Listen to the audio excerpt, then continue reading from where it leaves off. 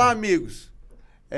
Nesta edição do podcast Tirando a Limpo com Rubem Lemos, nós temos a alegria de receber um cara polêmico, irreverente, inteligentíssimo, um escritor, um redator de mão cheia, um cronista cotidiano brilhante, um questionador na política e um agitador cultural.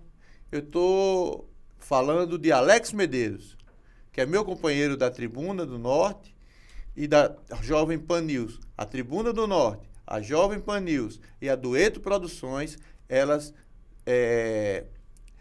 o nosso podcast faz parte dessa trinca que é muito forte.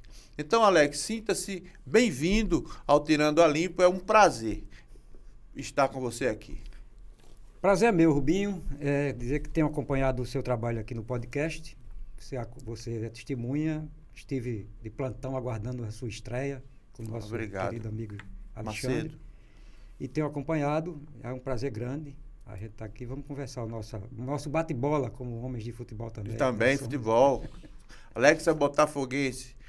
Eu não sei o time de Alex no Rio Grande do Norte. Corinthians de Caicó. Corinthians de Caicó. Você é caicoense, né? Não, eu nasci em Natal, mas fui influenciado pelo parentes caicoenses, seridoenses. Porque meu pai é de Santana do Matos. Meu pai também. Meu pai e minha mãe são de duas serras, né? Meu pai da Serra de Santana, ou da Serra de São Bernardo, ali no Seridó, e mamãe da Serra de Santana. Meu pai Santana do Matos. Mamãe era prima do seu pai, você sabe disso. Né? E essa história nós vamos conversar. Alex, como é que foi a sua vida na infância? Como é que o menino... Você foi um menino que não pertencia à elite, mas sempre foi um cara que se destacava na turma. Como é que foi? O que é que você lembra da sua infância? De tudo. O que mais marcou minha infância foi o incentivo que papai e mamãe me davam para a leitura. Ambos sem estudo, né? Meu pai veio de Currais Novos para Natal para servir o exército, um menino, nos anos 30. Ele era militar? Veio para o exército, serviu o exército em Natal, saiu de Currais Novos e veio para cá. Garoto, né? Tinha feito lá o primário em Currais Novos e veio aqui para cuidar da vida, né? E tal. Aí, e mamãe, em termos de escola, um pouquinho mais adiantada que ele, né? É mesmo? Veio de Santana por causa dele, porque eles se conheceram ali no final dos anos 30, né? Em Santana do Matos. Eram quantos irmãos? Meu pai tinha, na família do meu avô, vovô Cleodon e minha avó Felisbela, eles tinham 10 filhos homem e uma mulher. Naquele tempo, a família do meu pai eram 9. Tia Maria e mais 10 irmãos. Não tinha televisão, né? A diversão era... E aí, papai veio para cá com mamãe, já saíram de Santana do Mato já noivos, casaram, foram morar em Ceramirim, e de Ceramirim vieram para cá, para Natal. Bom, aí a minha infância, eu nasci já ali, ao lado daquela sede do América, tinha um conjunto de poucas casas, que chama-se, existe até hoje, era o clube, o conjunto do comerciário. Ali próximo à antiga sede, a antiga sede, do lado assim tem umas casas que ficam ali. Próximo a Rodrigues Alves. Elas estão todas cercadinhas pelos prédios, né? É uma ruazinha, né? Na Vila do IPE, né? IPE não, negócio de... Base? E comerciária, Vila do Comerciário. Do IPCE, uma coisa assim. Sei. Aí, mas eu fiquei lá, nasci e quando eu completei um ano e pouco, papai comprou uma casa no centro da cidade, ali no Centro Velho, por trás ali da Igreja do Galo, numa ruazinha paralela a Padre Pinto, uma rua chamada Padre Calazans, que antes de chegarmos lá, ela se chamava Travessa Capió. E aí foi batizada com o nome Essa casa ainda existe? Você já procurou saber? Existe, a casa eu rodo as casas que eu vivi. Rodo. Eu não tenho. Natal de São Paulo. Eu tenho tanta nostalgia. E agora com o Google Maps, de vez em quando eu navego assim pelo alto. Eu vou lá em Cotia, em São Paulo, onde eu morei, onde minha filha nasceu. Eu ando na rua assim com... Eu prefiro não estar visitar o lugar de onde eu parti. Porque a minha forma de ser esse roteiro sentimental, ele me causa muita saudade, porque a maioria dos que lá estiveram comigo já partiram. Porque você sabe que nós temos a nostalgia que magoa e tem a nostalgia que... A nostalgia... Eu sou uma pessoa completamente... Eu sou um poço de nostalgia, né? Eu também, então, eu sou...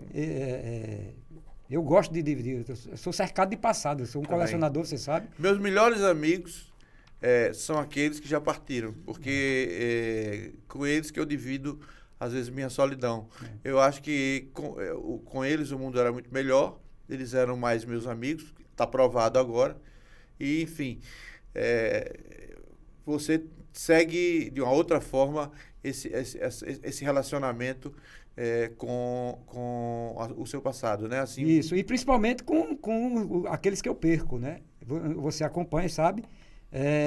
Eu costumeiramente escrevo uma crônica para alguém que partiu, ou que seja um grande amigo meu, ou que seja um ídolo, uma pessoa que eu admirei. Eu também escrevo.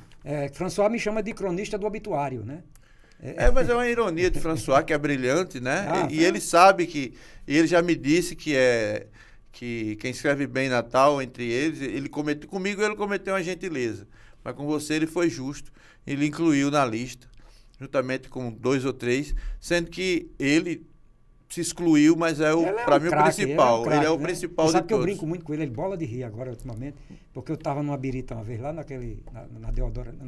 Você é o cara que eu acho arretado, você tem a capacidade que eu não tenho de enfrentar a solidão, de sair, de se juntar com os amigos, de bater papo. Eu acho isso fantástico. Eu tenho uma coleção de confrarias. Você né? Isso, você é um confrade. Mas, enfim, na infância... Aí é o seguinte, história em quadrinhos, que marcou minha infância. História em quadrinhos. Papai incentivando, comprava as revistinhas, minha mãe...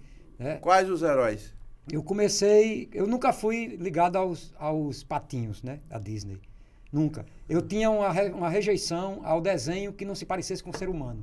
Então eu só gostava de super-herói, de Bang Bang. Eu não gostava de desenho animado. Você gostava de Tex? Tex, um tempo depois, eu li muito Tex, eu tive coleção de Tex, mas um tempo depois, já da adolescência para cá. Tex foi minha Agora, influência. da infância, tudo começou com a editora Ebal, com os super-heróis, né?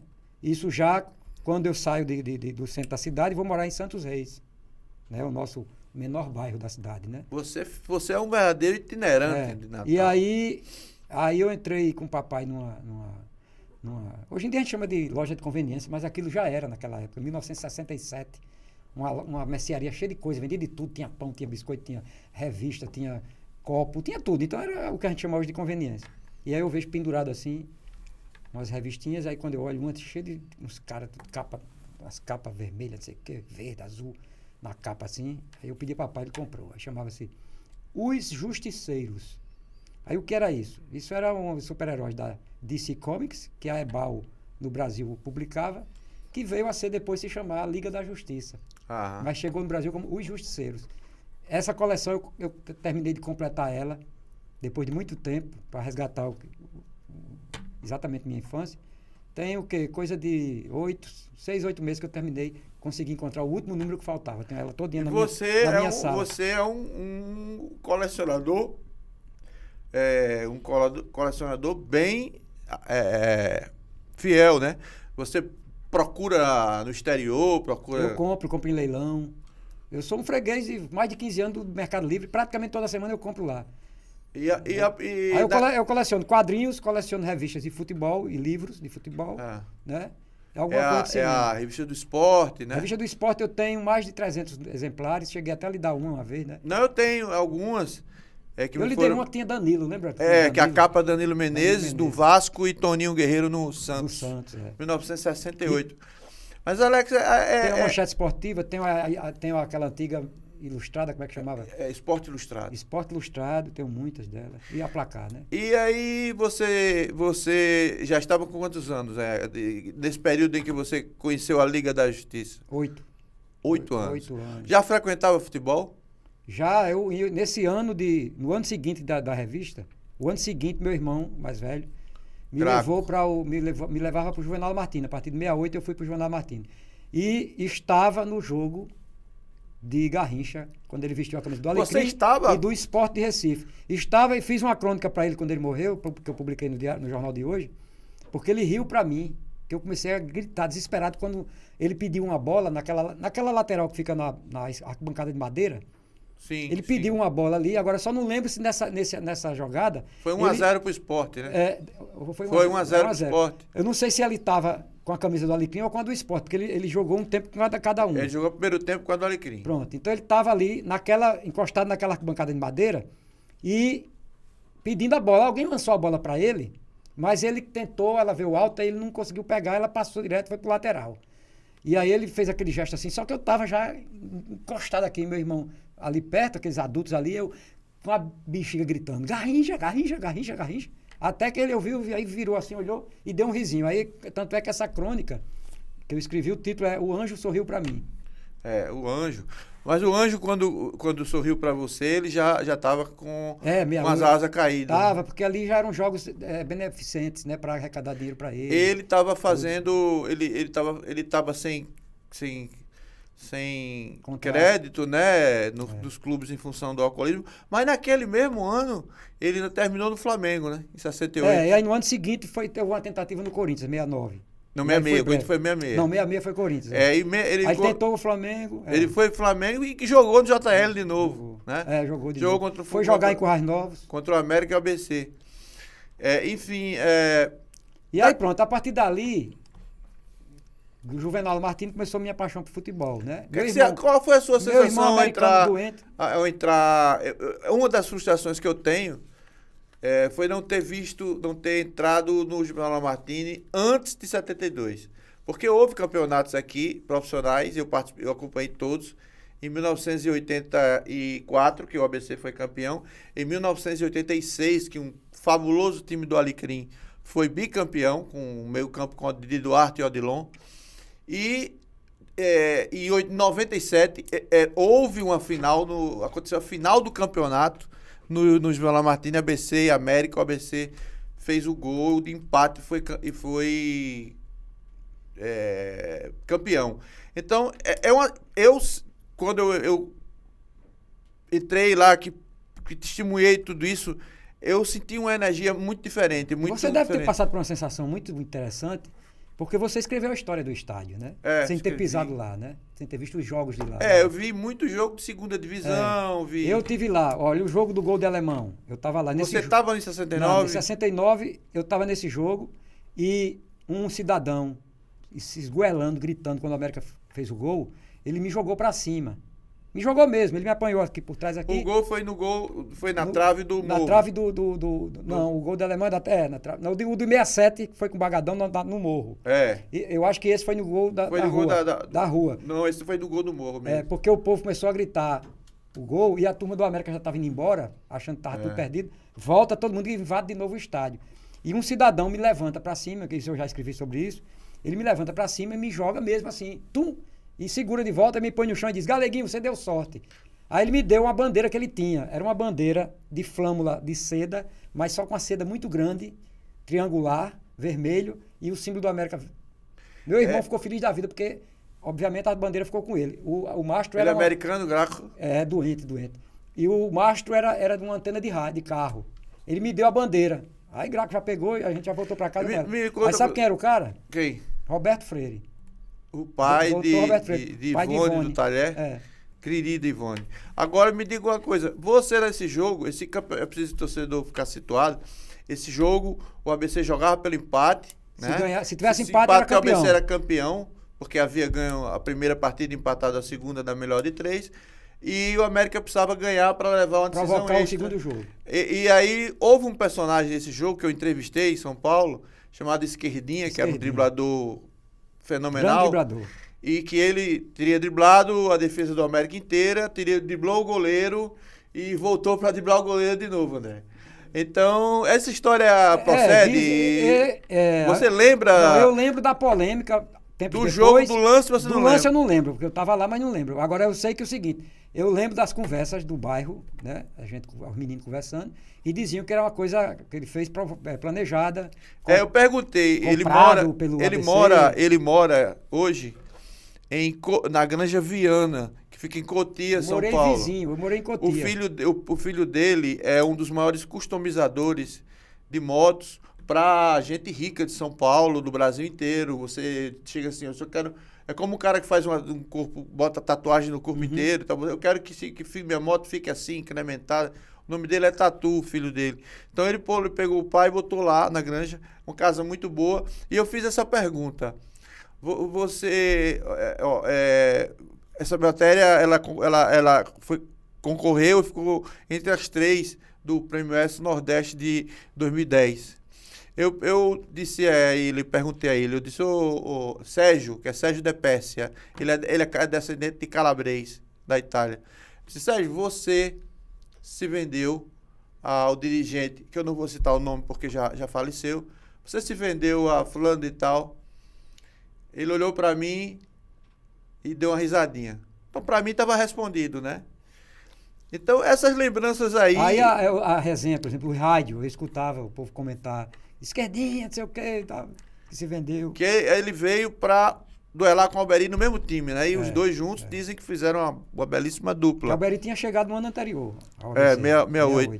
68. Aí voltou para Santa Cruz, depois da temporada que fez, e voltou para o ABC de novo, porque o Alberi realmente, com todo o brilho dele, com toda a genialidade dele, de maior jogador do Rio Grande do Norte, jogando aqui, porque para mim a maior estrela é Marinho Chagas, que é seu amigo, era seu amigo. Vamos falar sobre ele também. Eu acho que o Alberi só jogava em Natal. Ele não tinha essa vantagem de jogar fora. Teve aquela passagem pelo Amazonas, né? Também não deu Teve certo. do Rio Negro e depois pelo Sergipe. Não deu nenhuma delas vingou. Nem no Baraunas vingou.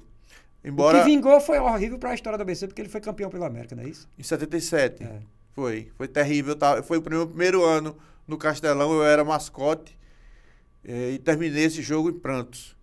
Porque foi aquele jogo famoso da briga que foi. Uma moda hoje na resenha esportiva brasileira é a história da maldição do ex, né? Isso em 77 já foi, né? Exato. A maldição do ex. Alberi, né? Ele fez o gol. E quando ele tentou voltar para o ABC, a ABC disse não, né? Porque a América mandou ele embora em 78. Mas, Alex, falemos um pouco. Você, a adolescência, Natal no seu tempo. O que é que se fazia, o que é que fazia um adolescente de 15, 16, 17 anos por Natal? Essa fase aí eu fui para as quintas na véspera da Copa de 70. Você é um cara apaixonado pelas quintas, né? Sou. Porque olha, eu vivi lá dos 11 anos aos 16. Eu perdi um grande amigo, nós perdemos um grande amigo, que era das quintas também, que é Flávio Anselmo, ex-presidente do ABC, e goleiro, né? É uma fase importante para você. Quando eu olho para trás, eu digo, dos 11 aos 16, são apenas 5 ou 6 anos, né? Pouco, mas para... Não, é uma transição, uma transição enorme, então é um grande momento. A outra parte também, muito inesquecível para mim, é quando eu saio de lá que vou para Candelária, o bairro novo. Isso você já tinha quantos anos? Eu cheguei na Candelária em 75, já com 16, perto de 17 anos. Você já estava se considerando dono da sua própria vida. Aí eu já era dono do mundo, aí eu já era rock and roll, aí eu era, sabe? Aí o rock and roll, o que é que você apreciava? Com 14 anos, eu saía de casa, sem mamãe e papai saber aonde eu tinha ido e que hora eu ia voltar. 14 anos. Já era desse jeito. Mas quais eram as opções que você tinha? Não, a primeira era jogar bola, né? A minha fase das quintas era jogando bola sem saber a hora de voltar para casa. Mas no calçamento ou na areia? Areia, calçamento, onde fosse. Você jogava bem? Às vezes pegava onda. Você jogava bem? Não, eu jogava muito bem. Jogava de quê? Meia? Ali, meia para frente, para ataque. Perdemos em 70. E batia, até hoje. Depois dos 30 anos, teve aquelas peladas ali do Aeroclube. É isso. Site. Os caras, mostra agora aí que você conta, mostra aí. Aí eu fazia os testes, né? Os caras, vá pro gol. Aí eu batia o pênalti do mesmo jeito, com a mesma força e com a mesma pontaria com a perna direita e a esquerda. Nunca teve diferença. Isso você era frequentador do Castelão, que foi assim, eu reputo o Castelão como o centro, o polo que gerou a expansão da Zona Sul. Foi.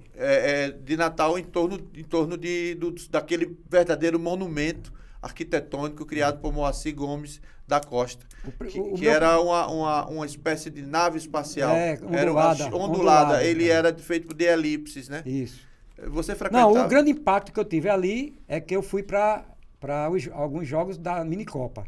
Você foi? Levado de novo pro meu irmão, né? Mas eu já tinha ali, eu já sabia, as coisas eu já tinha 13 anos, 72. Ah, já entendi. 13 anos, já entendi. Agora, Você foi ver agora o não ABC em tinha, 72? mas não tinha, eu não tinha aí o encanto de ficar indo pro campeonato, porque nesse momento aí já não tinha mais o encanto pro América, pro ABC, pros times local, porque eu já tava... Mas nem como... Eu só tinha ligação, meu negócio era a Seleção Brasileira e Botafogo, eu não tinha. Aí logo depois, quando chega em Candelária, que vem a história do Corinthians. Aí as idas pra Caicó, não sei o que, aí eu, pronto. Aí. Mas assim, você disse que não se empolgou, você não acompanhou então o ABC no Brasileiro de 72, não, o primeiro? acompanhei. Viu o ABC e Santos com o Pelé aqui? Vi ABC e Santos e vi o Santos com o América, da goleada. 6-1. 6-1. Porque você sabe dessa história, tem um amigo comum, que ele foi um lance maquiavélico, né? O América estava invicto.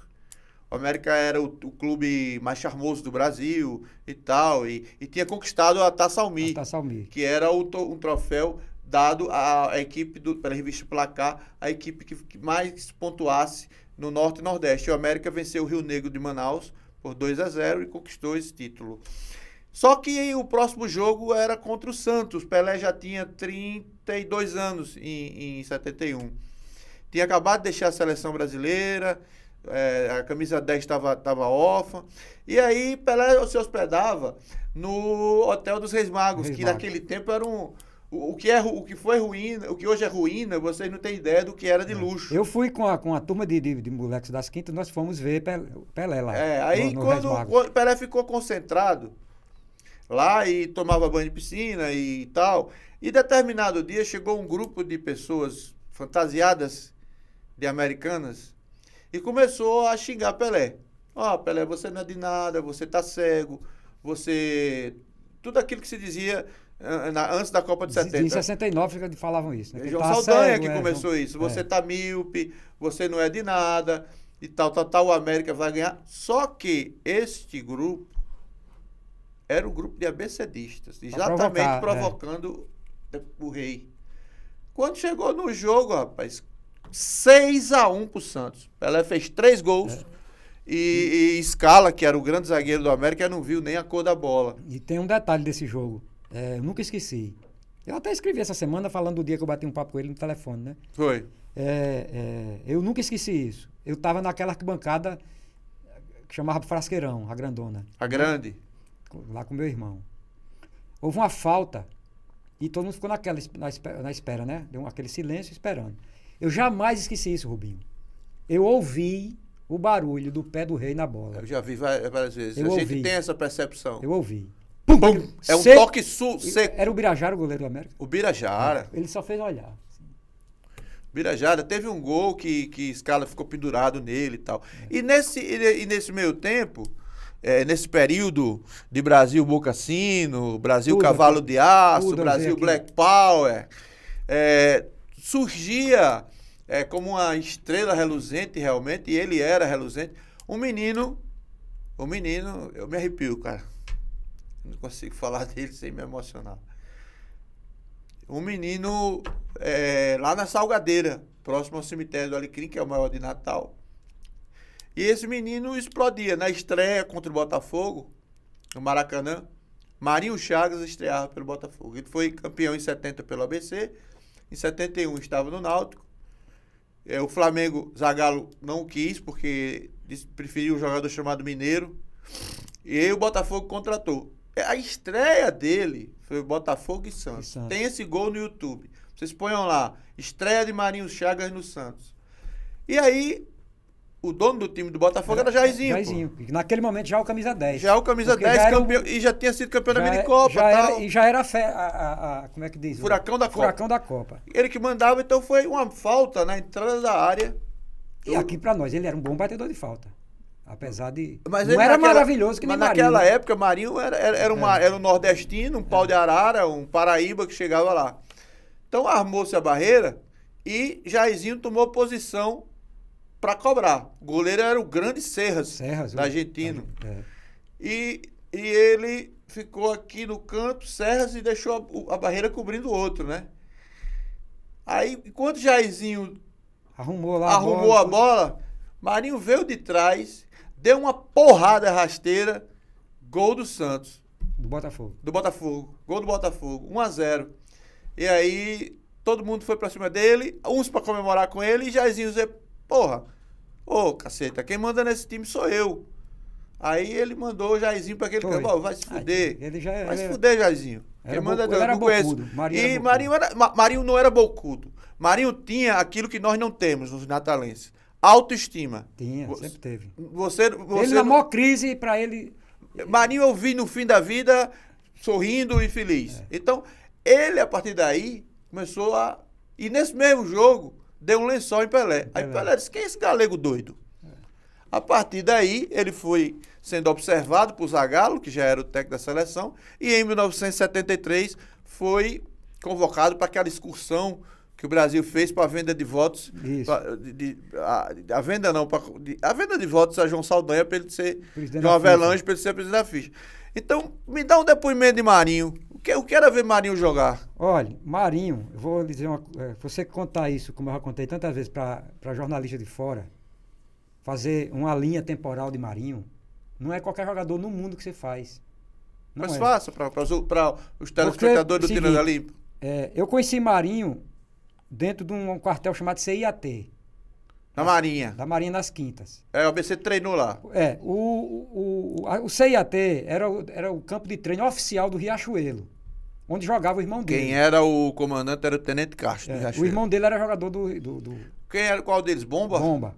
Então, Marinho começou a ir aos treinos do Riachuelo mais jovem, né, menino, levando a mochila do irmão, com as coisas do irmão. Sim. Aí o tempo foi passando, ele foi até que ele foi pro time, né? Ele já joga o campeonato em 68, não é isso? Não, ele joga o campeonato de 69. 69, No 69, o campeonato de 69 foi no primeiro semestre. Ele joga em 69, encanta. Ele é considerado um dos melhores do campeonato. Isso. E aí o seguinte, ele joga esse 69. Sim, aí, com todo respeito, nas pesquisas que eu fiz, com todo respeito, né? As pessoas escreviam, né? Alguns colegas, os colegas antepassados, né? Os colegas que já não estão mais com a gente, diziam o seguinte: chegou alguém para ameaçar Anchieta, que era um grande lateral, foi um grande lateral ele batia falta e tal. Então ele no segundo semestre, o que é que acontece? Bira Rocha, pai de Birofinha, pai de Gustavo, era de 60, nos anos 60 e nos anos 70, quem mandava no ABC era ele. Era Bira, com aquele seu jeito meigo, né? De dar porrada na mesa, de não deixar sacanear o ABC. Então Bira chegou para Paulo Ramos, que era o dono da loja de material esportivo, né? E Bira chegou para Paulo Ramos e jogou contratar esse galego. Chegou para Paulo Ramos, porque já tinha ido, desculpem, lá ao Tenente Castro. Castro, eu quero Marinho. Aí Castro disse, olha, eu quero um dinheiro e tal. Aí fez negociação, negociação vai. Bira, muito experiente, muito esperto. Disse, e aí, eu não tenho dinheiro e tal. Disse, consiga material esportivo pro Riachuelo. E aí, ele foi até Paulo Ramos, que era o grande nome do material esportivo, Natal das lojas de material esportivo, esporte Master não, loja do esporte, essas coisas todas. Ele era distribuidor, inclusive. Aí, Bira, fiado, comprou sacos e sacos de bola, de chuteira, de camisa, de calção, e trocou por Marinho. Marinho, quando o Riachuelo foi eliminado no campeonato 69, ele assistia da arquibancada, porque não podia jogar pela ABC. E aí, nesse campeonato de 69, ele se destacando, muito. É quando começa toda aquela história dele do acúmulo de rádio amador, como é que chamava? Motorrádio. Era, motorrádio. Porque cada jogo ele ganhava todo jogador, melhor em campo, craque do jogo, aí motorrádio. Ele começou a acumular naquele tempo. Bom, aí se você olha, o cara tava em 69 ali, certo? Riachuelo. No Riachuelo, e destacando num time pequeno, onde a América ABC e Alecrim dominavam. O ano seguinte ele já tá no ABC. E ele já é campeão pelo ABC. Houve uma reformulação geral depois do gol do Alemão. De Alemão. Que a ABC passou a jogar com Erivan, Preta, Edson, Josemar e Marinho. William Correia, Zezé, Alberi, Petim, Burunga. Isso. Técnico Aí ele vai para o Caiçara. ABC. 70, campeão pelo ABC. Campeão. Certo? Aí sai para 71 pro Náutico. Isso. 71. Botafogo chega lá, apanha ele. Isso. Ele estreia no Botafogo em 72 e ganha a bola de prata do melhor lateral esquerdo do Brasil. Do Brasil. Junto Sai. com o Alberi. Já saímos do- Alberi também. E saímos do Motorrádio de Natal para a bola de prata da Placar. É. 73 no Botafogo ainda, de novo, melhor Bola lateral esquerdo de do prata, Brasil. melhor do Bola Brasil. de prata. 74, final de 73. Primeira convocação para a seleção brasileira. Isso. 74, joga a Copa. É o melhor jogador do Brasil na Copa. E o melhor lateral esquerdo. Mas não é o da Copa, né? Isso aí é um equívoco que tem da mídia brasileira. Porque, na É. verdade, o melhor lateral esquerdo da Copa que ganhou o prêmio Foi Bright. foi Breitner da Alemanha. Agora, Marinho, pra mim, foi o melhor jogador do Brasil. Ninguém jogou mais que ele. ninguém Nem jogou Jairzinho, mais. nem Rivelino, Eu ninguém. vi todos os jogos de 74. Aí, pronto. Ele vai nessa pegada, sabe? Passa pelaquela máquina de Ó, a deu show. história da ida dele para a máquina tricolor, que foi um time montado com Rivelino, grandes jogadores pelo presidente Francisco Horta, é incrível. Francisco Horta, eu acho que estava louco, porque deu o lateral esquerdo Rodrigues Neto, o ponta direita Gil e o tricampeão mundial, um gênio da bola, Paulo César Caju, todos os três para Marinho. Foi. Ele deu para Marinho. E Marinho no Fluminense não foi bem. Aí daí foi pro Cosmos, Mas aí ele conseguiu destaque na excursão É. pela Europa, porque aí já era conhecido Jogou da com o Copa, Pelé com a da camisa do Copa de Fluminense. 74. Aí, pô, a única vez na vida que ele se encontrou com o Pelé foi esse jogo contra o Fluminense. Fora, né? dos confrontos na época de Santos, né? Sim, não, digo junto com Sim, o Pelé, sim. porque no segundo tempo mudaram as camisas, aí Pelé É. jogou ao lado dele, pelo Flu. Entendeu? Isso. Aí, porque as pessoas confundem também achando que ele jogou com o Pelé no Cosmos. Ele Não. Pelé indicou ele. Pelé que disse, ó, Quer trazer juventude pro estádio, quer atrair as meninas. um louro. Pega o lourão. Pelé ainda disse, pega o hippie. O E galego ele disse. chegando no Cosmos, a camisa 3 era a camisa sagrada de Beckenbauer. Aí ele chegou e disse, me dá pra cá a camisa 3, que eu vou usar, vou jogar no meio campo, na estreia, contra o Fort Lauderdale, né? Isso, Ele foi 3-2, 3 gols de Marinho. Mas, Alex, Marinho é importante, mas temos aqui algumas coisas que eu queria colocar para você. Por exemplo, você é membro do Conselho de Cultura do Rio Grande do Norte, né? Conselho Estadual de Cultura. Conselho Estadual de Cultura. Aliás, até o próximo dia 8. Termina meu mandato dia 8. Você é candidato à reeleição? Eu prefiro... Você tem o Conselho existe há 50 anos. Tem uma praxe lá que todo mundo é conduzido ao segundo mandato. Certo? Esse é o primeiro? Esse é o meu primeiro. Só que tem um detalhe. O ex-presidente do Conselho, que é nosso querido Iaperi Araújo, Sim. o mandato dele acabou tem quase 10 meses. Né? E está uma paradeira, nem o governo, nem a Secretaria de Educação fazem a renomeação dele. O Conselho já pediu a renomeação dele, porque todos os membros assinaram em unanimidade para pedir a renomeação dele. Eu não sei se é porque Iaperi é declaradamente apoiador do senador Zé Agripino. Não sei, eu sei que está demorando, ele não foi renomeado.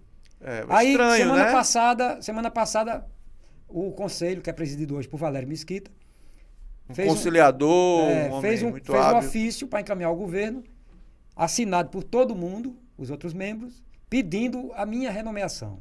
Ou seja, renovação do mandato. Foi assinado. E hoje eu publicamente dei uma nota na coluna dizendo o seguinte: eu abdico da minha renovação em nome de Iaperi. Porque como é que um cara está há 10 meses esperando uma renovação e o governo não faz a renovação? E um cara que conduziu o conselho como presidente há algum tempo atrás aí, de forma fantástica e tudo. Você falou em política e eu acho que a gente tem que entrar nela. Você, durante um tempo, participou ativamente, até como publicitário, de campanhas eleitorais. E você era um cara muito ligado ao governador, ligado por questões de lealdade sua, de amizade e tudo, coisa que eu prezo e admiro, porque eu sei disso, você é assim comigo. O que houve para você e o ex-governador Robson Faria se afastarem? Foi um equívoco no final do governo dele. Na verdade, Deve ter sido um equívoco muito grave, porque...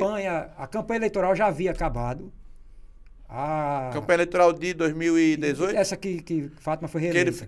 Não, que Fátima... Não, a de 18, de 18 porque ele ficou em terceiro lugar, não foi pro segundo Carlos turno. Eduardo em segundo. Fátima ganhou. Então, Fátima já tinha vencido a eleição e o governo estava no final, né? Aquele encerramento. Na hora de ajeitar as contas e tal. Eu abri uma manhã, abri o Diário Oficial. Sim. E encontrei no Diário Oficial um edital chamando para uma licitação de propaganda para um aporte, né? Como é que chama o edital? Um aditivo. Um aditivo renovando o contrato anterior que foi feito desde o governo de Rosalba. Não, vem desde Vilma. Então ele só vai ser. Aí Vilma fez outro contrato. Isso, aí vão renovando. Aí fizeram um aditivo acrescentando nessa nova licitação, aumentando a verba publicitária para 30 milhões de reais. No fim do governo? Sim. Por que você discordou? Vou lhe contar. Aí eu vejo aquele negócio do Diário Oficial, eu digo, como é que é isso? Vamos fazer uma licitação no fim de governo, 30 milhões. Isso vai cair no colo do PT, porque imagina o PT se preparando para governar. Aí chega ali, 30 milhões para... Qual era o argumento que você tinha para encerrar um governo pegando mais 30 milhões para torrar? Desde agosto que o governador está tratando com a gente da área de comunicação, está tratando Desde agosto, portanto, antes da campanha de reeleição. Antes da campanha. Anota, isso já é o mês de novembro, dezembro. Já tinha passado a campanha, a eleição.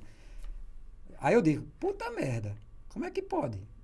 O governador sabe, mas ele me disse que não sabia, que ia tratar tal. Aí, nesse meio tempo, sabe aquele meio tempo que a fagulha espalha, o fogo está lançado. E a intriga... A intriga já entrou no meio de campo, aí só escuta as conversas, o governador tá puto porque você atrapalhou o negócio. Tá, e ele não demora para ficar puto e ficar, inclusive, furioso e cometer atitudes injustas. Aí é o seguinte, aí eu vi que tinha, aí eu escutei o pessoal dizer que estava chateado, que eu tinha traído, não sei o quê. Você tinha o quê? Traído a amizade? A amizade e tal. Aí eu fiquei na minha. Aí depois teve uma turma de bombeiro, alguns amigos seus, meus, ligavam e diziam, não, vamos marca um encontro, vamos marcar um bate-papo, sei o que lá. Aí eu cheguei e disse, rapaz, eu não vou, sabe por quê? Eu não vou porque eu não fiz nada para atrapalhar ninguém. Minha preocupação era com ele. Eu cheguei a dizer com essas palavras, se esse negócio der uma merda... Ele é que responde. Quem vai responder é você. Esses caras de marketing, de propaganda, de comunicação, nenhum vai preso, Depois da derrota, as andorinhas voam. Você que vai... Aí eu digo, como eu fiz para tentar defendê-lo, eu não vou fazer. Eu disse, olha, o povo que eu mais amo na vida são meus filhos. E eu me acabo de desespero quando eu brigo com um, eu fico com um remorso enorme. Agora, por maior que seja o remorso, quando eu sei na minha cabeça que eu não estava errado em brigar, eu fico na minha, eu não vou atrás. Mas se eu sentir que, porra, exagerei, eu vou de joelho abraçar, bajular, porque são meus filhos. Fora meus filhos, eu não faço isso com ninguém mais. E você sentiu, pai, vamos encerrar esse assunto. E você sentiu o quê? Que ele te enganou ou... Não sei, eu acho que não quis que aquilo fosse assunto e tal, e na hora mesmo fez de doido. Eu sei que eu só sei o seguinte, hoje, como é que tá? Como a pessoa que foi pro grupo dizer que era mentira minha nota e tal, que tava tudo organizado e tal, e eu escutei os comentários, né?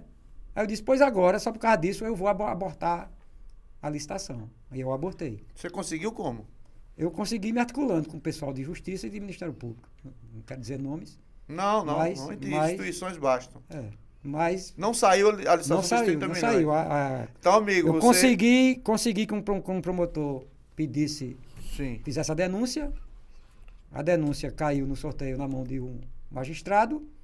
E o magistrado meteu a caneta e cancelou. E aí, quem tiver garrafa para quebrar, que fosse brigar com o magistrado. Então, você tem alguns desafetos, eu acho, por conta desse episódio. Deve ter.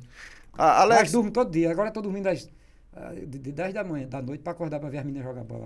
Também. Alex, me diga uma coisa. O Brasil hoje está vivendo uma dicotomia terrível. E você é um cara. Você começou, como eu comecei, indiretamente, no Partido dos Trabalhadores. No tempo do Partido dos Trabalhadores, era um partido paupérrimo, né? Meu pai, inclusive, participou da campanha do meu pai a governador. Na chapa, ele era o meu candidato a governador, eu era candidato a Rubem vereador. Lemos, sou o primeiro candidato a governador do PT, Do PT. quando o PT não tinha dinheiro. E depois O PT foi fundado no Rio Grande do Norte por 18 pessoas. Entre essas 18 pessoas, seu pai. E depois o PT pegou meu pai Que mandou embora. poucos anos antes do PT ser fundado, Inclusive, eu vi minha mãe dar um carão em Rubão. Deixa eu dar um furo a você. Eu quero a história da sua mãe. Mas deixa eu te dar um furo. Você sabia que eles cortaram a pensão, a minha pensão e a pensão da minha irmã da anistia? Eles cortaram. No governo do No PT? governo do PT. Cortaram. Eles acharam que a gente não estava no Chile. Enfim, eu uma vez cobrei. Vingança. Eu uma vez cobrei. Mas isso é estimulado por familiares, por pessoas, aqueles familiares que são meio parentes. Os amargos. Os amargos e os bastardos. Então esse pessoal agiu de forma covarde e eu perdi R$1.000, mil e poucos reais. Eu fiz no Jornal de Hoje, na coluna, uma cobrança pública, a dona Vilma. E depois que encontrei com ela 2, 3 vezes, ela dizia: aquilo que você escreveu, pode anotar aí que vai ser feito. Eu dei uma nota dizendo assim: dona Vilma, governadora, já que o PT jamais teve a honra e a dignidade de prestar algum tipo de homenagem ao seu primeiro candidato a governador, Rubem Lemos, faça a senhora por ele ter sido um dos fundadores do PSB. Quando seu pai morreu, ele estava no PSB. PSB, morreu em 99. E aí ela dizia: vou organizar aquilo, vou falar, aí dizendo até assim, vou conversar com Márcia, vamos fazer um grande evento para homenagear Rubem. Nunca houve. Mas antes do PT, antes de chegar no PT... Quem homenageou foi o saudoso Agnello Alves, dando ao papai o nome de uma escola. Grandes amigos. Rubens Manuel, compadres. Rubens Manuel Lemos, essa escola existe no Parque Industrial. Rubinho, nas quintas, eu com 14 anos, 15... Isso é interessante. Minha mãe era cigana. Papai era aquele cara do sim, sabe? Sei. Papai era o sim. Seu pai era uma boa praça. Paparicar, filho, não sei o quê. Quero ir pro cinema, dava um jeito. Não tinha dinheiro, era um comerciário. Papai que passou a ter dinheiro, quando ele envelheceu, e saiu aquele negócio dos ex-combatentes do Exército, né? Sim, dinheiro, um prêmio. Né? Na idade que eu tô hoje, foi quando ele começou a ganhar um salário maravilhoso. Então viveu muito Foi, tempo. ele viveu com um salário lá, tenente, não sei o que e tal, aí pronto. Mas antes, não, ele era um cara comerciário. Ele era ex-combatente? Lutou lá na Itália? Não, ele foi salvo no gongo. Excesso contingente. Nada. Ele foi... Quando o Brasil o governo brasileiro resolve entrar na guerra para enviar os soldados para as tropas para a Europa, aí Getúlio dá a canetada para o Brasil e começa tudo. Ele foi convocado, tudo, estava lá no grupo para ir para a Itália. Na reta final, um vizinho dele é quem avisa ele. Ele estava se preparando, pedindo mamãe, explicando a ela como é que ela devia fazer, precisasse de coisa, pedir ajuda aos irmãos dele, tal, porque ele ia, né, e tal. Tudo preparado, ele ia pra guerra, né? Eles não tinham filhos ainda, né? Os dois recém-casados, tudo. E aí um vizinho dele disse, foi lá em casa, pai, seu Luiz, que sorte é a sua. Hein, Luiz? Aí papai disse, que sorte de quê? Tu não vai pra guerra mais, rapaz. Coisa boa, hein, comadre Nenzinha? Aí, irmão, ele disse, o quê, rapaz? Como é o nome daquele cara que fez a lei do divórcio? Nelson Carneiro. Nelson Carneiro, deputado novinho. Nelson Carneiro deu entrada com um requerimento, sei lá o que foi, pedindo a Getúlio Vargas que, pelo menos, mandasse apenas só os solteiros para a guerra. Vida. Não foi aos 40 foi nos acréscimos. Igual o gol cabeceiro do cara que prepara o hino.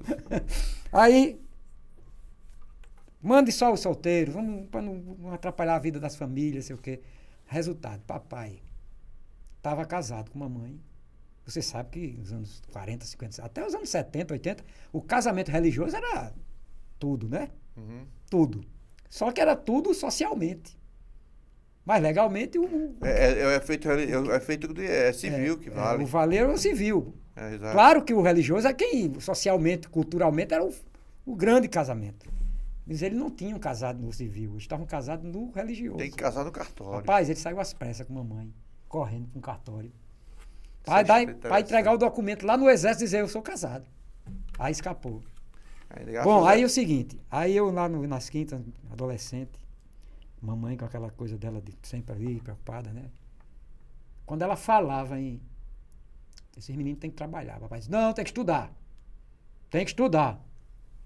Aí ela ficava, mas aí ele subia a voz, aí ganhava o debate, né?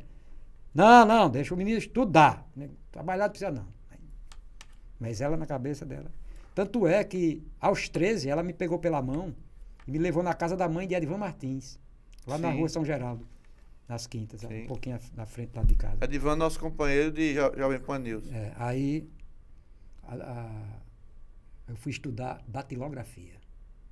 O curso de datilografia. Datilografia. Aí você vê o que você vê o que é o destino. Eu estou com 63 anos e desde meus 26 anos eu vivo teclando. Por causa desse curso. Eu sou E aí o seguinte, eu já com o curso em datilografia, ela começou a tentar esse negócio e tal. Aí quando ela tocava no assunto, o papai disse, não, o menino vai estudar, não precisa trabalhar não, tá novo. Aí primeiro me levou na fábrica de prego lá com Bira Rocha. Jossan.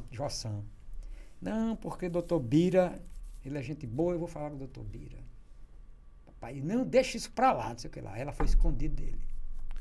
Mãe é mãe. Aí ele foi escondido dele. Aí chegou lá e o pessoal lá disse, não, mas não é um menino dessa idade, negócio aqui, prego, não tem nada não. Aí, voltando. Aí ela na rua encontra Rubão, Encontra papai? Aí disse, preciso falar com você. Você tá onde? Aí ele disse, o que é, Nezinha? Não, uma coisa, preciso falar com você. Aí ele disse, eu estou... Ela era mais velha que ele, era, né? Mamãe é de 22, né? Bem, mais velho. Aí ele disse, eu tô no Nordestão, mas não é o supermercado não. É a área onde é o escritório grande. Aí deu o endereço, pelo Alecrim ali. Seria o mini preço, não? Mini preço. Aí uma casa Os grande. árabes. Uma casa grande. Ali pelo Lissa Rasbum, tal. Rapaz, ela esperou o papai sair depois do almoço, voltar pro trabalho, me pegou pela mão, vai lá em Rubão. Cheguei lá. Aí Rubão disse, Nezinha, aqui é o seguinte, eu cuido da área de propaganda aqui. Tudo aqui, os meninos que fazem cartazes de preço, não sei o que, tal, texto, tudo aqui, é isso aqui. Alex desenha? Aí eu disse, não. Aí ele disse, eu não vou botar o menino, Nezinha, não caixa. Botar para ser caixa, com essa idade. Né? Para ficar arrumando coisa aqui. Não. Bota esse menino para estudar, rapaz. Quando ele disse isso, deixa esse menino estudando. Ela olhou para ele e disse, lá vem você, com a mesma conversinha de Luiz. Deu-lhe um carão. Muito obrigado. Me pegou pela mão, disse, bora, vai sair. E ela nunca esqueceu isso não, né? Hein? Ela não deve ter esquecido isso nunca, não. Você com a conversinha de Luiz. Alex, Aí, pronto, aí é o seguinte, quando chega a anistia... 79. Mas antes da anistia, já tava dando uma liberadinha. Como é que os caras voltaram aqueles caras da... A distensão, gradual e... Lenta, gradual e segura. E segura de Geisel, né? Ernesto Geisel. Aí os caras voltaram do exílio, aquele negócio, Fernando Gabeira, Miguel Arraes. Uma tanga de crochê na Praia de Ipanema. Aquela tanga era Leda Nagli. Aí Miguel Arraes, Brizola, todo mundo voltando, né? Aí já tava aquilo. E começou o movimento no Congresso para que liberasse a questão dos partidos de esquerda, né? Tudo banido, né? Aí a turma do PCB começou a se organizar de novo, vai ver o PCdoB, se organizando e tal. Brizola brigando pelo PTB com o Ivete Vargas. Com o Ivete Vargas, perdeu a sigla, criou o PDT, né? E vem as greves do ABC e surge o PT dentro das greves, né? Com Lula ali, de líder e tal, e aquele monte de intelectuais. O PT nasceu com o nome de Partido de Trabalhadores, mas formado por um porrada de intelectual. Eu lembro bem de Francisco Verfort. Porque aqueles trabalhadores, aquele povo que acompanhou Lula, eram mais intelectuais. Verfort, um grande intelectual, aquele povo todo, né? E aí começou. E dentro da faculdade, o assunto era esse, naquela época. Não tinha esse negócio Aquilo era geral, era todo mundo fazendo política, fazendo eleição do DCE, de diretório acadêmico e tudo. Até hoje as pessoas dizem assim, rapaz, eu votei em seu pai. Papai teve 3.207 votos, mas depois de morto, ele deve ter uns 150 mil. Porque todo mundo dizendo que... Votou nele. E outros vinham assim, seu pai ganhou todos os debates. Eu digo que tomou posse quando? Ganhar debate dá para... Aí, pronto, aí começou a formação do PT e muito professor universitário, né, no partido. Muito teórico. E aí a turma da faculdade começou, a meninada também a ser, né, encantada com o PT. E aí começou o PT. Aí chega a eleição de 82. Aí vem a jogada do governo, né, Figueiredo, que é A vinculação de voto. Vinculação de voto. Aí, resultado. Temos que explicar, lascou, né? Lascou o partido. Explicar o que é a vinculação de voto. Aí lascou os partidos de esquerda, porque eram os partidos ainda se organizando. Você tinha que votar. Se o seu governador fosse de um partido, até vereador você votava também. Prefeito, exato. Se você votasse num vereador de outro partido, anulava o voto. Anulava o voto todo. Você tem que votar no governador, senador, federal, prefeito. Estadual, não. O prefeito foi 88. Não, 82 teve a eleição de prefeito. 82 teve sim. O prefeito de Lages em 82 foi meu amigo. Sim, mas nas capitais não teve. Não, a capital era a área de segurança nacional. Não teve na capital. A capital teve em 85. 85. Que Vilma ganhou de Garibaldi. Não, Garibaldi ganhou de Vilma. E Vilma ganhou de Henrique. Em 88. Aí, rapaz, como é que vai fazer? Como é que o PT vai participar da eleição? Isso no Brasil todo. Porque o negócio dizia assim, partidos participam da eleição e lançam candidatos se tiver número X de diretórios formados ou, no mínimo, tantos X de comissões provisórias, que é o futuro do diretório, né? Rapaz, e aí? O PT era capital, porra, aqui, só tinha Natal. O PT era gueto, né? Aí tinha uns caras líder sindical no interior, o pessoal em Mossoró ali, crispiniano. Muito conservador. Era seu Sebastião... Tinha e o senador, me lembro que era Elisiel Barbosa. Lá de Montanhas. De Montanhas. E o senador, o vice-governador era seu Sebastião. Aí tinha um cara de Riachuelo que chamava Chico Pedro. Aí, como é que vai fazer? Aí a gente espera a reação lá do Nacional, né? O que é que vão fazer? Aí vem a saída, qual era? Tem que ir pra rua. A militância tem que ir pra rua. A militância, quando ela fala hoje, é uma multidão, mas naquele tempo era uns moinhos de gente, né? Tudo estudante. Tem que ir pra rua, tem que filiar as pessoas, convencer as pessoas a assinar a ficha do partido. E como é que você fazia isso? Criamos uns mutirões de fim de semana. Você passava o sábado e o domingo inteiro na rua, de manhã à noite, no meio da rua, de bairro em bairro, pedindo a pessoa. Aí você tinha que ser rápido. E a conversa era a conversinha mesmo de vendedor de Bíblia, meu amigo. Era beligeirinho. Chegasse, amigo, é o seguinte, olha, vai ter as eleições, você sabe, o Brasil está saindo aí do regime militar e agora... A doutrinação, né? E aí a gente precisa criar um partido que seja do povo, que seja do trabalhador, da dona de casa. Aí enfiava a conversa. O partido da dona de casa, quem é que vai ficar contra um partido que é desse povo todo? Olha, o senhor é a favor de um partido dos estudantes, do dono de casa, cara que não, é a favor. Cara. Então, o senhor só precisa assinar aqui, ó. Aqui, tá vendo aqui? O senhor assina aqui, só para dizer que o senhor concorda com esse partido. Rapaz, olha a jogada. Você assina aqui só para dizer que você concorda que esse partido deve existir.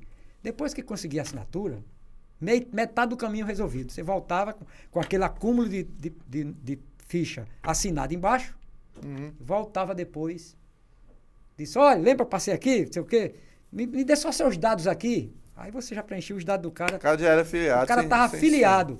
Alex, a gente está com a questão do tempo, a conversa nossa, ela flui naturalmente. Só rapidamente a história dos debates, que diziam que Rubão, né? Que Rubão era bem de gogó e tudo, e aí teve resolve fazer um debate transmitido ao vivo pela Rede Globo. Só que os candidatos tinham que ir para Recife. Não existia TV Cabugi. TV local aqui, não só tinha. Só veio ter em 87. Aí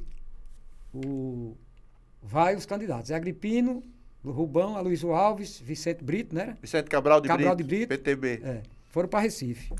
Aí pronto, o pessoal do PT, da esquerda, reunido nos bares, assistindo, certo? Aí alguém disse bem assim, rapaz, se Rubão der um baile de novo, igual o outro debate, eu soube que o povo do MDB e do... Teve um no Ateneu que foi um PDS, chocolate que ele o pessoal deu. do MDB e do PDS estão organizando para ir para o aeroporto buscar o candidato. Para sair de lá, para dar a impressão que eles ganharam, querem fazer uma carreata do aeroporto para Natal para dizer que o Caba ganhou. E tanto o povo de Aloysio está indo, como o povo de Aguirim está indo. A gente precisa ir também. Aí disse, bora. Aí começaram a organizar para ir para pós-debate, para ir para o aeroporto buscar Rubão. Quando somou assim, dos petistas que tinha carro, professor universitário, um servidor público, aquele povo assim, não tinha 30 carros para botar todo mundo dentro. Aí os cavalheiros, tem nada não, a gente vai, bota as bandeiras. Cheio de idealismo. Quando a gente chegou ali por perto onde hoje é o Natal Shopping, o trânsito em direção a Parnamirim, Estava tomado. de PDS e de MDB, Engarrafado. a gente não ia passar Vocês nunca. eram minúsculos naquela época. Ô Alex, e por que você se desiludiu com o PT? Não, em 83 já. Em Por quê? 83, porque eu vi a coisa falsa que é o discurso, a narrativa de esquerda, desse negócio de socialismo. Você acha que o socialismo não é um caminho? Nada, porra nenhuma. O que Eu escrevi hoje um negócio na crônica da coluna de hoje, que eu disse assim, pobre tem internet? Tem. Pobre tem iPhone? Tem. Pobre tem não sei o que? Tem. Pobre tem saúde? Não. Pobre tem educação? Não. Pobre tem segurança? Não. Pública. Tudo que é bom e feito pelo capitalismo, o pobre tem. Tudo que o pobre não tem é consequência do Estado. É do Estado. Você foi do... E é um... Você toma partido em briga de galo. Tomo. Você é de direita. Eu sou de direita, mas eu sou contra a esquerda. Certo? Primeiro você é contra a esquerda. Primeiro eu sou contra a igual esquerda. aquele vascaíno que primeiro é contra o Flamengo e... Então o cara diz assim, você não vai... Agora, na campanha passada, os caras faziam... Porra, amigos meus de antigos, né? Ainda tem alguns amigos daquela fase de juventude que me relacionam bem, a gente separa. Outros não, se afastaram, mas eu tenho uns que mantêm uma boa amizade até hoje. E a amizade pra mim, você já disse aí, é coisa muito valiosa. Mas Alex, rapaz, puta merda, rapaz, tu vai votar em Bolsonaro? Eu disse, amigo, eu votaria em Fernandinho Beiramar. Que é isso, Contra Alex? Lula, eu votaria em Fernandinho Beiramar. Contra Lula, contra essa coisa, essa corja do PT, eu voto em qualquer coisa. Eu repito o que Xuxo fez. Xuxo, imprensado com a ameaça da Inglaterra sucumbir ao nazismo, tentando fazer com que os Estados Unidos entrassem na guerra e tudo, e não conseguia. Aí ele chegou num ponto que ele não tinha que fazer, foi conversar com Stalin. Certo? Foi. Aí fez o acordo com Stalin, né? Até porque Hitler deu uma cagada de bater no negócio russo, aí o parlamento inglês dividido, bem divididinho até hoje né? O trabalhismo e o conservador, a turma do trabalhismo foi para cima do ministro, né? O senhor está fazendo aliança com um ditador comunista, um ditador assassino, não sei o quê. Aí disse, mas se Hitler ameaçar o inferno, eu me alio com o diabo.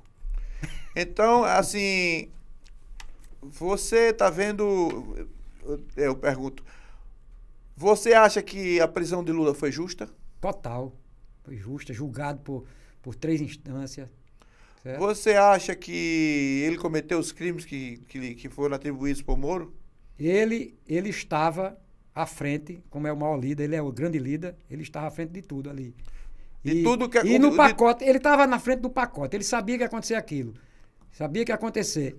Você acha que era uma organização... no pacote, o que houve no pacote de mais coisas, mesmo que não tenha sido com a participação dele, a partir daí ele já tinha liberado, o pacotão. Pelo jeito, assim, pela forma como você está falando, a gente está terminando, mas eu não vou deixar de colocar isso, você está indiretamente dizendo que o PT é uma organização criminosa. Para você, o PT é uma organização criminosa? A esquerda, ela age no mundo inteiro como uma organização criminosa. Ela age... E aqui, especificamente no Brasil? No Brasil, principalmente. Também. Como é que você está vendo Flávio Dino, ministro da Justiça? Eu acho um escroque. Escroque? A lei do armamento? Primeiro que nem é petista original, né? Vem lá do PCdoB, que é coisa muito pior às vezes. É mesmo? Então você tem... você acha que nós teremos 4 anos de sofrimento? Não sei se é sofrimento, mas é que serão 4 anos de construção de narrativas mentirosas, fraudulentas, para impor o que eles precisam impor do projeto de tomada de poder. Porque ninguém toma mais poder, só o próprio pessoal que apoiou Bolsonaro se equivocou, achando que toma-se poder com um revólver na mão, com um fuzil. Isso é coisa dos anos 70. A esquerda, o militarismo hoje é o militarismo jovem. O poder se toma no processo cultural e político, certo? Então, a esquerda vem fazendo esse trabalho dentro das faculdades, a área de humanas. Se eu tivesse um ano de universidades totalmente tomadas, universidades transformadas em comitês. O Brasil passa por um choque durante assim, um governo de 2 mandatos para, tipo assim, primeiro privatizar uma área das universidades federais. Eu privatizava humanas imediatamente, humanas. Quem quiser ser jornalista, historiador, escritor, qualquer coisa, vá estudar em faculdade privada, certo? O Estado vai pagar os cursos que são de imediato, que tem imediata reposição de interesse da sociedade. Vai da área tecnológica, medicina, direito. Agora, quem quiser vai entrar em humanas para ser filósofo, não sei o que lá, vai pagar, como é no mundo todo. Né? Essas suas manifestações, elas geram fúria. O que é que você acha das pessoas que... Eu estou com um processo agora de 5 partidos de esquerda. Desde o ano passado entraram contra mim. Foi? Por quê? Porque eu trato o comunismo como eu trato. Né? E o comunismo para você é o quê mesmo? Para mim é o seguinte, deixa eu lhe dizer. O século XX produziu os 3 maiores flagelos da raça humana. Quais foram? Comunismo em 17. O comunismo pela esquerda, o fascismo pela direita e no meio o nazismo, que é da mesma placenta da esquerda. Hitler era esquerdista? Não é. Você conhece no mundo algum partido de direita que ele tenha na nomenclatura dele a palavra socialista? Não. O nome do partido de Hitler era Partido Nacional Socialista dos Trabalhadores. Então você acha que há semelhanças entre Lula e Hitler? Não, é? Não. Semelhança no sentido de domínio, do uso das estruturas da palavra, do marketing.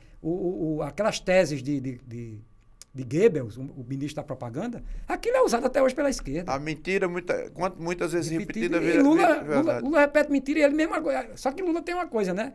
Como ele tem os problemas dele de tirocínio, ele faz um negócio, depois ele se entrega, né? Porque ele mesmo conta, né? Não, eu chego lá na Europa, eu digo 30 milhões de crianças passando fome. Os europeus ficam dizendo...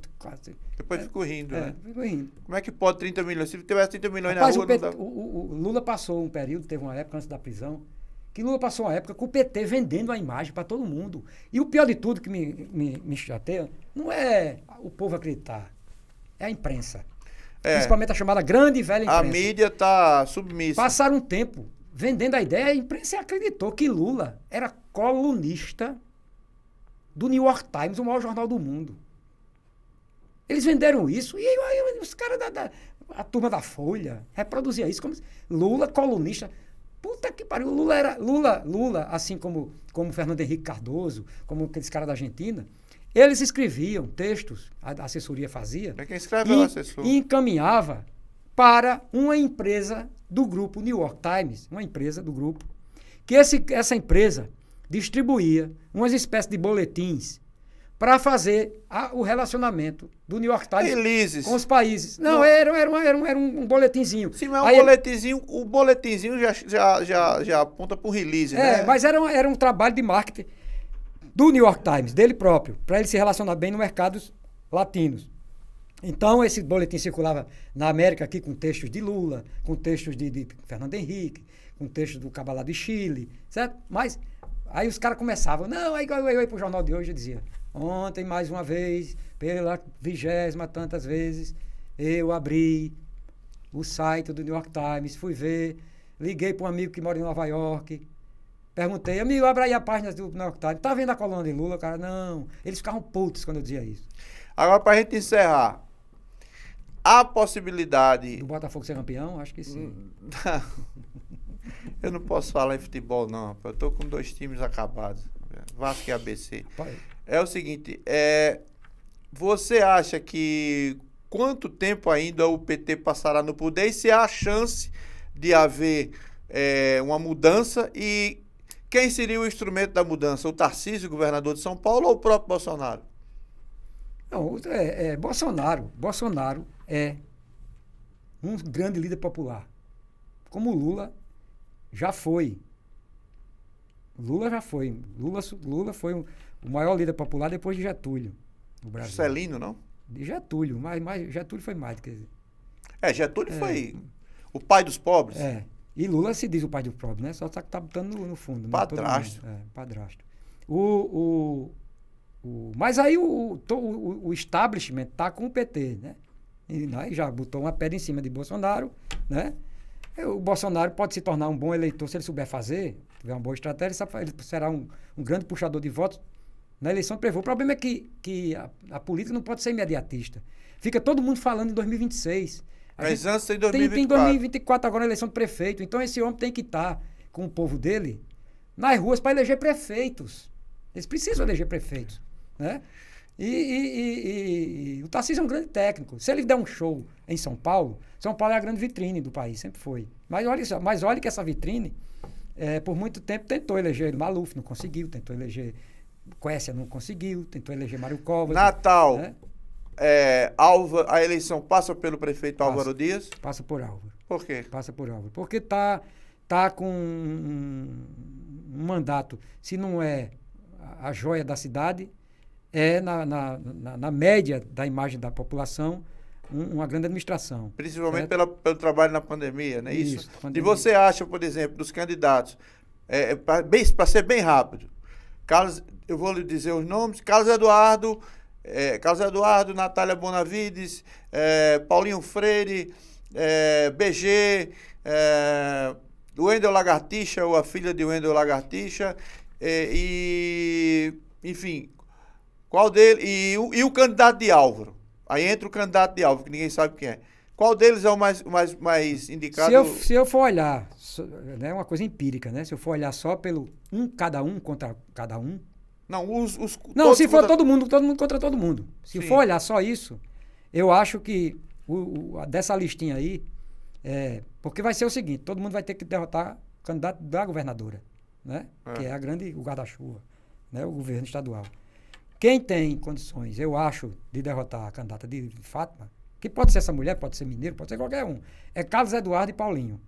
Agora, houver uma articulação... Você não acha que o ex-deputado Rafael Mota tem chance não com o apoio de Álvaro? Tem, mas você não botou ele nessa lista. Estou dizendo o seguinte: se houver uma articulação bem feita do setor de oposição à Fátima, essa articulação pode derrotar, não com dificuldade, pode derrotar com facilidade.